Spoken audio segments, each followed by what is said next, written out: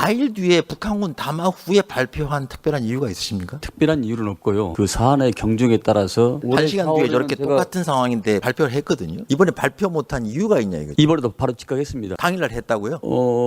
그날 아니 4일 뒤에 했다니까요. 북한 담화 나오고 나서. 아닙니다. 당일날 19일날 보도를 하셨다는 말씀인가요? 13일날 그날 바로 13일, 19일. 제가 한번 확인 한번 해보겠습니다만은 얼마 전에 북한군 MDL 침범이 있었고 우리 경고 사격을 했는데 지난해 6월이나 올해 4월에는 이제 그 북한군 침범이 있고 나서 1시간 정도 후에 국민들에게 공개를 했거든요. 네. 발표를 했습니다. 지금 한미 정상회담을 앞두고 지금 우리 안보가 상당히 예민하고 북한이 미국을 겨냥한 도발을 할 수도 있고요. 굉장히 우리가 예의주시해야 될 상황이거든요. 그런데 분명히 이제 도발이 있었는데 국방부에서 발표를 하지 않고 있다가 북한의 담화가 나오니까 발표를 했어요. 4일 뒤에.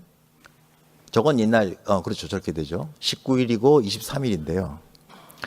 4일 뒤에 북한군 담화 후에 발표한 특별한 이유가 있으십니까?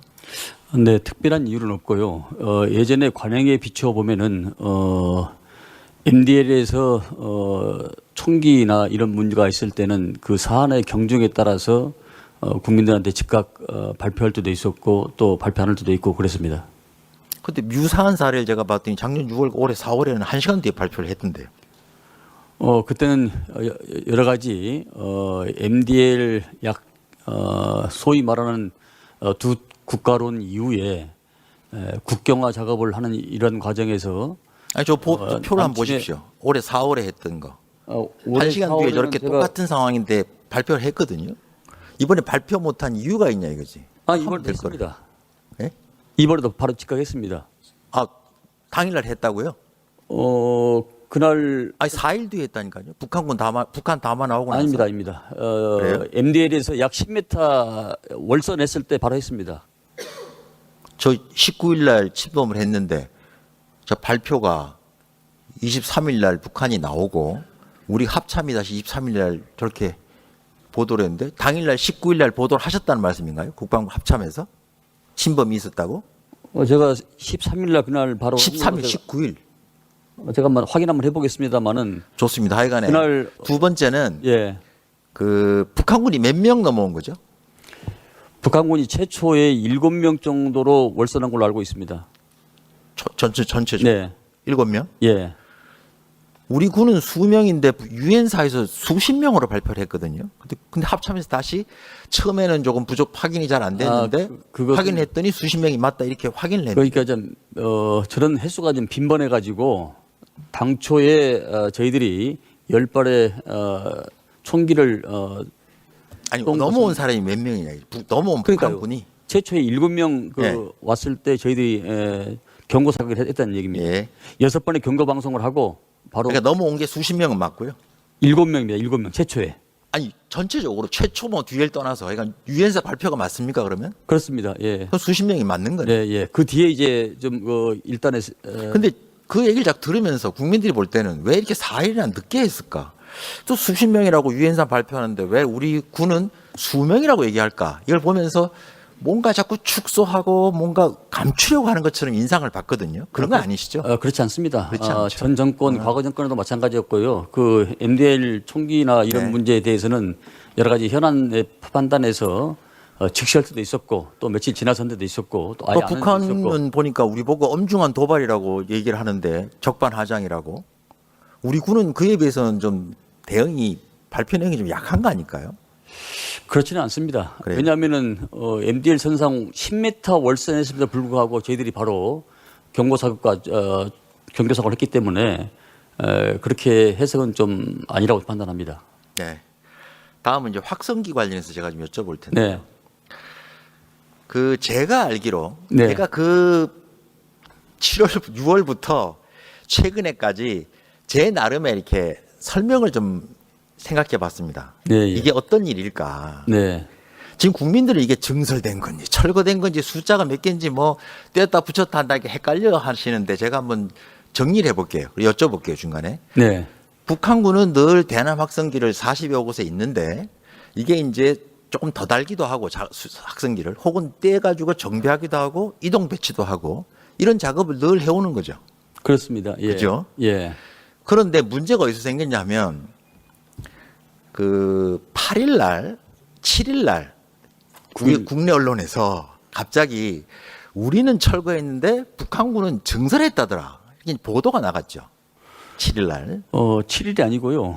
8월 9일입니다.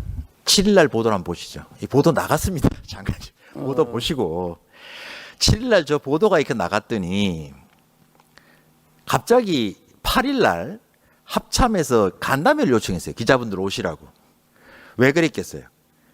갑자기 우리는 확성기를 철거했는데 북한군이 확성기를 증설했다고 그러니까 놀란 거죠. 그래서 다 기자들을 불러서 간담회를 했는데 기자들이 물었죠. 7일 날 언론 보도가 맞습니까? 그랬더니 세트가 는 건 아니고 그 세트에 소형 확성기 몇 개를 더 단 겁니다. 이렇게.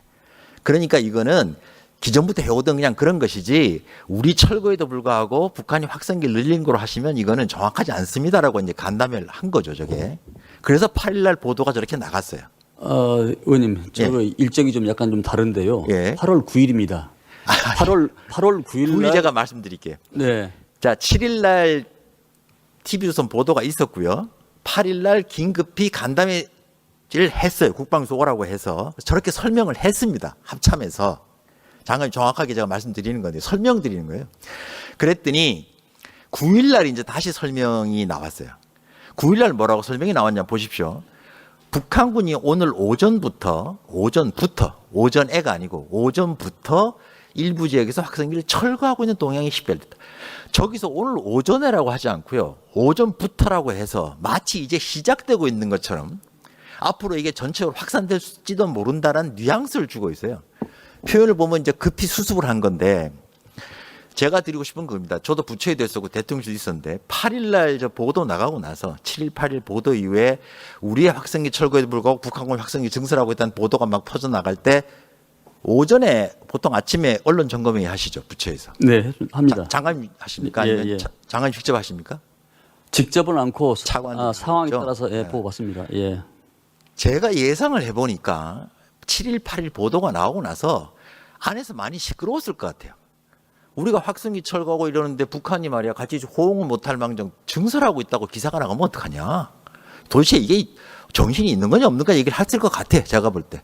그러다 보니까 9일 날 아침에 언론 점검회를 하면서 아마도 우리 저 정무수석님 나와 계십니다마는 대통령실에서도 언론 점검회 하시죠 아침에.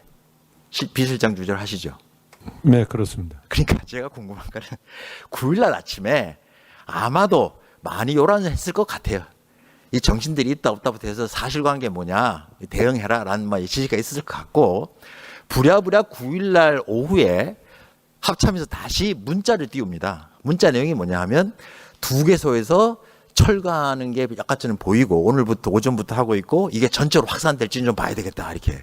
근데 2시간 뒤에 북한이 하나 다시 추가로 재설치를 했거든요. 그러니까 아까 말한 대로 루틴하게 걔들은 늘 하던 거 자리 재배치하는 거 뭐 더 달는 것들을 늘 하고 있던 일을 우리 언론과 여기서 지금 대응을 하다가 약간의 해프닝이 벌어진 거다. 그랬더니 결국은 대통령께서도 나중에 이제 보면 뭐 한번 김여정하고 비교한 거 한번 띄워보세요. 그러다가 국무회의 때 12일 날 이렇게 얘기를 하셨어요. 북측에서도 일부 학생들이 철거하고 있다. 근데 이제 김여정이가 철거한 적 없다. 그러니까 이제 누가 뭐 사실과 다른 얘기를 하냐, 거짓말이냐 이런 얘기가 좀 나왔잖아요. 진실 게임처럼. 난 이게 누가 거짓말을 했다고 보지는 않습니다. 왜냐하면 분명히 그 시점에서 북한이 하나 철거한 건 맞는 거고요. 다만 그게 전체적으로 봤을 때는 이게 다 철거인지 일부 철거인지 증설할 건지는 시간을 갖고 좀 신중하게 봤어야 되는데 일단 급하게 그냥 하나 철거한 것 같습니다라고 보고를 한 거고 그걸 보고 또 국무회의 때 철거한 거 이제 했다 이렇게 얘기를 하신 거고 김여정 입장에서는 자기들이 이걸 뭐 철거한다거나 하는 계획은 없었는데 전방에서 늘 하던 작업을 하고 있는 건데 갑자기 남측에서 뭐 철거했니 안 했니 호응하니 이런 얘기를 하니까 웃긴다 이렇게 얘기를 하는 거 아니었어요. 그러니까 이제 누가 거짓말을 한 게 아니라 유승환 실장도 얘기를 했지만 그냥 그 자체 그 시점에서 보면 그렇게 틀린 말들은 아니에요. 제가 드리고 싶은 말씀은 거짓말했다 이런 얘기를 드리는 게 아니고요. 이 안보 사안은 굉장히 신중해야 됩니다. 기본적으로. 특히 북측의 동향을 평가하는 거는 뭐 하나 번쩍했다고 아이고 뭐 이거 뭐 번쩍했네라고 하시면 안 된다.